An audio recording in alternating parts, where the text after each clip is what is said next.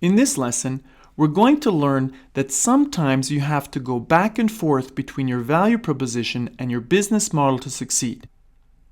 The value proposition canvas describes how you create value for your customer. But as a company, you're only going to succeed if you also have a profitable and scalable business model.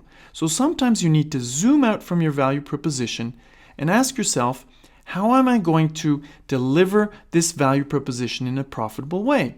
And if you can't, you might have to zoom into your value proposition again and change it slightly to create a profitable business model.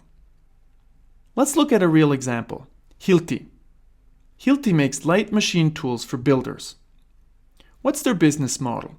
They make these high-end machine tools for builders on construction sites. They have a sales force and they sell through certain stores, so they have a one-to-one direct relationship. And they earn from transactional sales from selling these light machine tools. In the backstage, they need to manufacture these tools and they rely on a great brand name. So manufacturing and selling and branding is a main part of what they do. They work together with some manufacturing partners, and these three elements, the key resources, key activities, and key partners, give us the main costs. That was the original business model when they faced a substantial problem. What was that problem? Low-cost manufacturing. Hilti wasn't competitive anymore. So they had to ask themselves, how would they regain competitiveness? And they tried to understand the customer. And the customer's main job wasn't really to buy these tools. It was about managing, maintaining, and replacing these tools. Basically having the right tool at the right place at the right time. So Hilti changed their focus slightly, moved away from just focusing on construction workers, and they started targeting CEOs of construction companies. And they tried to understand the jobs of these CEOs, which is finding and executing contracts, respecting deadlines, which means fleet planning and scheduling in order not to have delays. The pains of these CEOs is upfront investment in tools, broken tools, theft and delays which lead to penalties and stress. The gains of these CEOs is to have profitable contracts, access to the newest tools, safety, uptime, and predictable costs. So Hilti, they asked themselves, what could they offer these CEOs in terms of value proposition? And this is what they came up with.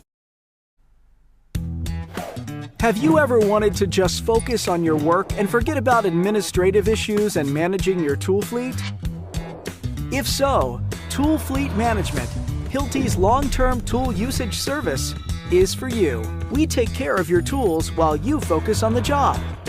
Hilti helps assure that your team will have the best tools, each unique and labeled using RFID and an inventory number so you can maintain control of your tool fleet. If something breaks down, no problem. Hilti has another way to make your work easier.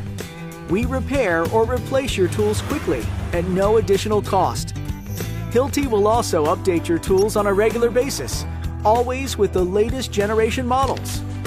All this on a single monthly invoice. Let's map out this value proposition of the online fleet management system.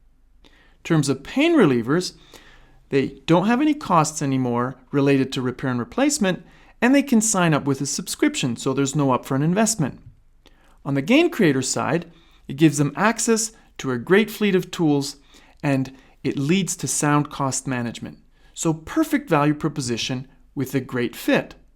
Now the problem is, this value proposition had an impact on the business model, so you need to zoom out to understand how this impacts the business model.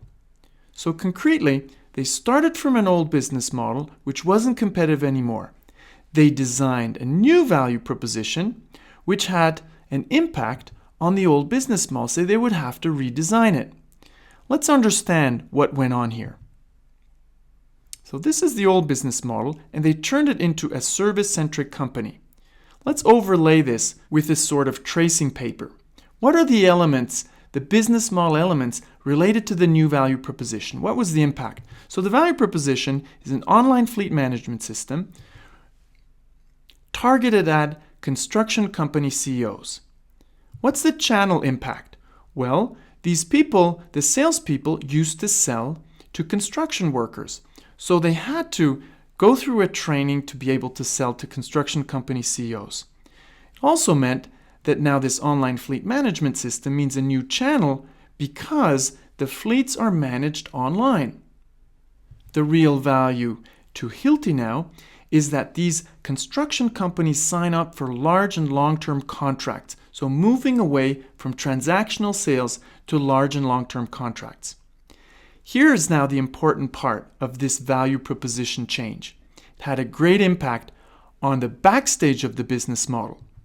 First, the key activities changed substantially. So in addition to manufacturing, they now have to manage a service fleet. That is very different from the manufacturing business. In terms of key resources, they don't sell the tools anymore, but they manage them for the customers. So the inventory stays on their balance sheet.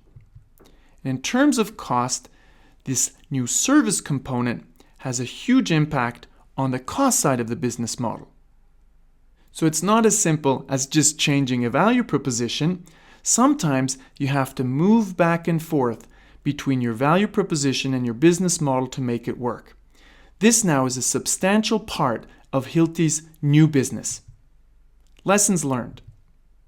You can zoom out from the value proposition to look at or find the business model that makes the value proposition work. You can zoom in from the business model to look at or find the detailed value proposition. And sometimes you need to go back and forth between the business model and the value proposition until you get it right. Class dismissed.